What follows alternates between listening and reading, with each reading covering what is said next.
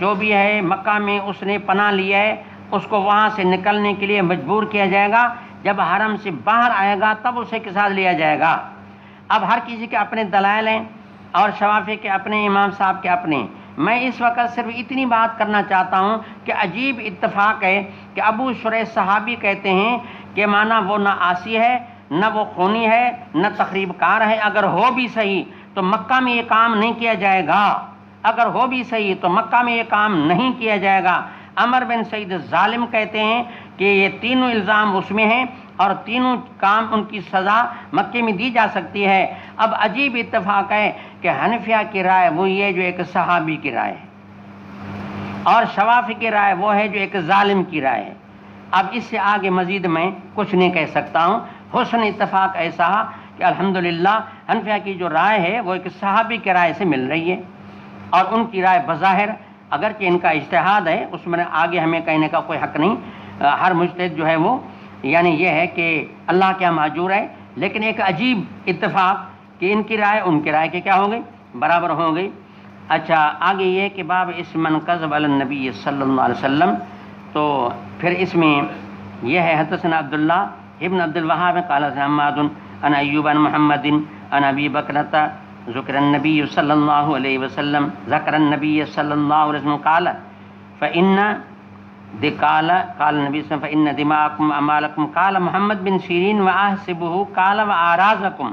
یہ محمد بن سیرین ہے، روایت ابو بکرہ سے بیان کرتے ہیں اور آگے پھر یہ ہے کہ انہوں نے کہا متن میں یہ الفاظ مجھے اپنے استاد ابو بکرہ صحابی سے اچھی طرح یاد ہیں کہ دماءکم و اموالکم تو کہا، لیکن محمد بن سیرین کہتے ہیں میں سمجھتا ہوں استاد مکرم صحابی رسول ابو بکرہ نے شاید یہاں یہ لفظ بھی ملایا کہ وَأَرَازَكُمْ علیکم، یہ تینوں چیزیں آپ کے لیے حرام ہیں کہ آپ کی جان، مال، عزت، محترم کا حرمت یومکم ھذا فی شہرکم ھذا الا لیبلغ الشاہد منکم الغائب.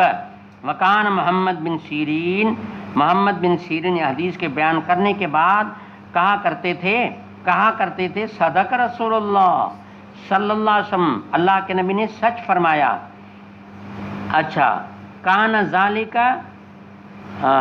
ذالک سچ فرمایا اور جو فرمایا وہ ہوا. کان ذالک صدق رسول اللہ صلی اللہ علیہ وسلم کان ذالک، اللہ کے نبی نے سچ فرمایا، جو فرمایا وہ ہوا. کان ذالک وہ ہوا. باقی سوال ہے کہ وہ ذالک کا اشارہ کس کی طرف ہے. اس کا ایک مقصد یہ ہو سکتا ہے کہ اس کا اشارہ یہ جو محمد کہہ رہے ہیں ابن سیرین کہ اللہ کے نبی نے سچ کہا تو وہ سچ اور یا ذالک کا مشار الیہ یہ جملہ جو آگے آ رہا ہے وہ کیا الا هل بلغت مانا یہ اللہ کے نبی کا جملہ تھا، سچا تھا اور یہ عمل میں آیا، یعنی اللہ کے نبی نے اپنا تبلیغ کا فریضہ پورا کیا. یا یہ مطلب ہے کہ اللہ کے نبی نے سچ کہا وکان ذالک، جو سچی بات کہی وہ عمل میں بھی آئی. وہ کیسے؟ وہ اس کا مطلب یوں ہے کہ اللہ کے نبی نے پہلے آخر کیوں ڈرایا کہ تمہاری جان، تمہاری مال، تمہاری آبرو، تمہاری عزت محفوظ حرام ہے. من اللہ کے نبی کا اندازہ یہ تھا یا اللہ ان کو بتا دیا کہ آگے کسی کی جان نہیں رہے گی، کسی کا مال نہیں رہے گا، کسی کی عزت نہیں رہے گی اور قتل و قتال ہوگا اور فتنے ہوں گے اور یہ ہے کہ مانا اس طرح جرم ہوں گے اور لوگ فتنے کریں گے. تو اس لیے پہلے ہی سمجھا دیا کہ یہ چیزیں محترم ہیں. تو اس پر محمد بن سیرین نے تبصرہ کیا کہ اللہ کے نبی نے سچ فرمایا. جس بات کا اللہ کے نبی نے پہلے اندیشہ رکھا وہی اندیشہ جو ہے وہ عمل میں آیا. اب ہم آنکھوں سے دیکھ رہے ہیں نہ کسی کی جان محفوظ ہے، نہ کسی کا مال محفوظ ہے، نہ کسی کی آبرو عزت محفوظ ہے. تو کان ذالک کا اشارہ اس بات کی طرف ہے. اچھا اس کے بعد باب اس من کذب علی النبی صلی اللہ علیہ وسلم. پہلے امام ترمذی نے یہ رکھا حاضرین جو پڑھنے والے ہیں غائبین تک بات پہنچائیں. آگے فرماتے ٹھیک ہے، اچھی بات ہے، محنت کرو، پہنچاؤ بھی صحیح، لیکن پہنچانے میں یہ خیال رکھو کہ جو بات اللہ کے نبی کے سنی ہے وہ جوں کی توں اوروں تک پہنچاؤ، اپنی طرف سے ذرہ بھی کمی بیشی نہ کرو. اگر آپ نے عمدن غلط بیانی کی تو پھر اس کا بہت بڑا وبال ہے. تو یہ فرماتے ہیں اسم من کذب علی النبی صلی اللہ علیہ وسلم. حدثنا علی بن جعد، امام بخاری کے استاد ہیں. قال اخبرنا شعبۃ قال اخبرني منصور قال سمعت ربيعي بن هراش يقول سمعت علي رضي الله تعالى عنه يقول قال النبي صلی اللہ علیہ وسلم لا تكذبوا علی،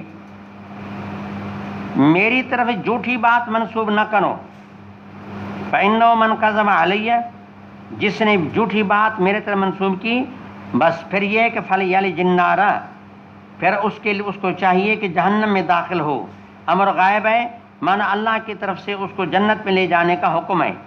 حدبی قال حدثنا الولید قال حدثنا شعبۃ عن جامع بن شداد عن عامر بن عبد الله بن زبیر عن ابیہ، عبداللہ بن زبیر اپنے ابا یعنی حضرت زبیر بن عوام سے، قال قلت، عبداللہ کہتے ہیں میں نے اپنا ابا زبیر کو کہا، انی لا اسمعک تحدث عن رسول اللہ صلی اللہ علیہ وسلم کما یحدث فلان و فلان، ابا تو اتنے حدیثیں نہیں بیان کرتا جتنے فلاں کرتا ہے، تو بڑا محدث بھی بن سکتا تھا، تو حدیثیں بیان نہیں کرتا۔ انہوں نے کہا بیٹا بات یہ کہ اما انی لم افارقو، حقیقت الامر یہ ہے کہ میں ایک مدرسے کا اور سمجھا کہ صفا والے مدرسے کا ایسا حاضر باش شاگرد اور صاحب ترتیب کہ میری مفارقت اپنے استاد مکرم اللہ کے نبی سے جو ہے مفارقت میری کبھی بھی نہیں ہوئی، حضر میں سفر میں ساتھ رہا، اور پھر یہ ہے قوی ضبط کثیر الملازمت بھی تھا الحمدللہ، امام بخاری کے شرطوں پر پورا فٹ ہوں تاہم، اور میں نے ان سے سنا بھی صحیح،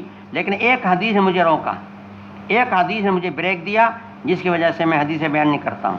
وہ حدیث میں نے یہ سنی کہ من کذب علی فلیتبوأ مقعدہ من النار، کہ جو آدمی میری طرف جھوٹی بات منسوب کرتا ہے تو اس کو چاہیے کہ اپنے لیے جہنم میں جگہ بنا لے، تو اس حدیث نے مجھے روکا ہے۔ تو بہرحال اس سے ترجمہ بھی ثابت ہو رہا ہے، اور علماء نے فرمایا کہ متواتر روایتیں کوئی کہتا ہے 5 ہیں، کوئی کہتا ہے 6، کوئی کہتا ہے 10، کوئی 15، کوئی 20، بس اس سے زیادہ نہیں۔